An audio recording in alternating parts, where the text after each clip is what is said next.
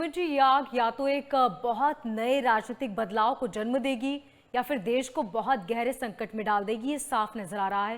लेकिन सुमित जी, जनता नाराजगी चुनाव के वक्त दिखाती है, ये हम सभी जानते हैं, लेकिन इस तरह सड़कों पर उतरकर हिंसा का सहारा लेना, आपको क्या लगता है किस हद तक ये सही है? देखिए, यहाँ आपको देखना पड़ेगा फ्रांस और फ्रांस के अलावा।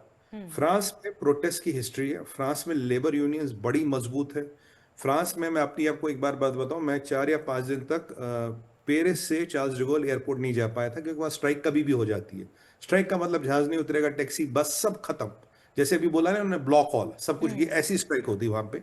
फिर मैं एक लेबनीज़ रेस्टोरेंट में जाता था, उसके हाथ पैर जोड़ के सिंगापुर एयरलाइन ने कुछ हमारे लिए एक फ्लाइट की व्यवस्था की थी, तो मैं एयरपोर्ट तक उसने मुझे छोड़ा था। मतलब 150 यूरो लिए थे मुझे एयरपोर्ट ड्रॉप करने की, वो अलग बात है।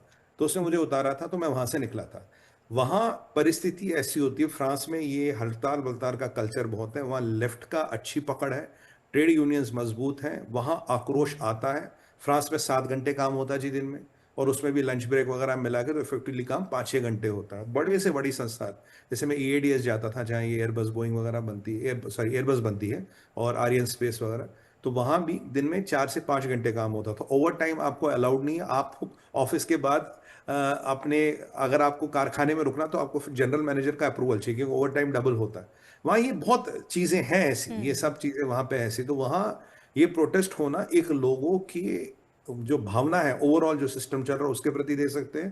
क्योंकि आपको देखना पड़ेगा अप्रूवल रेटिंग मात्र 19% है, जो मैक्रोन साहब के लिए बहुत बड़े खतरे की घंटी, मैं बोलूंगा आग लग गई है वहां, उनके जहाज में आग लग गई है, उन्हें देखना करना क्या है। अब आप फ्रांस के बाहर चले, फ्रांस के बाहर ऐसा प्रचलन हिस्ट्री में नहीं। अच्छा, फ्रांस में ऐसे प्रोटेस्ट हर 2-5 साल में एक बड़ा होता है, और 1968 के बाद भी ऐसे कई सारे प्रोटेस्ट हुए जिसमें जिसने सरकारों को हिला दिया है। तो अगर आप फ्रांस के बाहर चले, इन कंट्रियों में ऐसा प्रोटेस्ट होता नहीं। यूजुअली नेपाल की बात करें ऐसा नहीं होता था, हाँ। भारत की बात करें ऐसा नहीं होता था। वहां खेल हुआ, जैसे नेपाल में खेल हुआ सीआईए का, चाइनीज इंटेलिजेंस का, और गंदा काम करा पाकिस्तान का आईएसआई। वहां वो काम हो रहा। बांग्लादेश जैसा मॉडल वहां मतलब रेप्लिकेट किया जा रहा है। जो महिला है, जो फॉर्मर चीफ जस्टिस है, ये मान लीजिए यूनिस टाइप एक व्यक्ति है जिनको इम्प्लांट किया गया। और फिर नीचे ये जितने भी ये लड़के हैं, ये जितने भी ये युवा है, जो आप इनको कहना चाहें, ये सत्ता में रहेंगे। बांग्लादेश में ये शमशुल इस्लाम, हसनत अब्दुल्ला, बिल्कुल वही मॉडल। वो नीचे ये, ऊपर एक आपका यूनिस, और सबके सब आपस में सत्ता बांटेंगे। एक अराजकता की तरफ देश को ले जाने की कोशिश की जाएगी। और ये नेपाल में हुआ। बाकी किसी भी तरह की वायलेंस का कोई मतलब नहीं है। बिल्कुल। देखिए, अगर भारत की मैं बात करूं, हाँ, यहाँ करीब करीब 1 बिलियन लोग मतदान में पार्टिसिपेट करते हैं। भाई, अगर कुछ लोग सड़कों पे उतर आए तो फिर मतदान कराने का मतलब क्या है? बिल्कुल। फिर तो जिसकी लाठी उसकी भैंस, फिर तो लठेतों वाला लठ युद्ध करते हैं ना। आप लाइए 10,000 लठेत, मैं लाता हूँ 20,000 लठेत, देखते जीतता राइट। कौन है। ये मोबोक्रेसी डेमोक्रेसी नहीं है। मैं इसके सख्त खिलाफ हूं, चाहे वो नेपाल हो चाहे कहीं भी हो। जो संविधान से चुनी सरकारें, आप प्रोटेस्ट कर सकते हैं, पर आप ये जो वायलेंस में उतर आएंगे और आपको लगता है अगर वायलेंस के माध्यम से मैं सरकार बदल दूंगा, ये बहुत गलत है, ये नहीं होना चाहिए। इसमें क्या होता है कि विदेशी शक्तियां और फॉरेन इंटेलिजेंस एजेंसीज को एक हथियार मिलता है इलेक्टेड गवर्नमेंट्स को टॉपल करने का। अगर मैं सीधी सी बात बोलूं, डायरेक्ट बात बोलूं, यहाँ पे अग्निवीर के टाइम में और भी कहीं यहाँ ट्राई किया गया। यहाँ कुछ लोग हैं ऐसे बेड़ के खाल में बेड़िए हैं, बिहार बिहार में हैं, प्रचलित है बड़े। बट जी। देखिए मोनिका जी, आज क्या ये मैं आरोप लगाता हूं, क्या आज मैं ये कहता हूं कि अगर आपको लगता मोदी को हरा नहीं सकते तो मोदी को गिरा दो?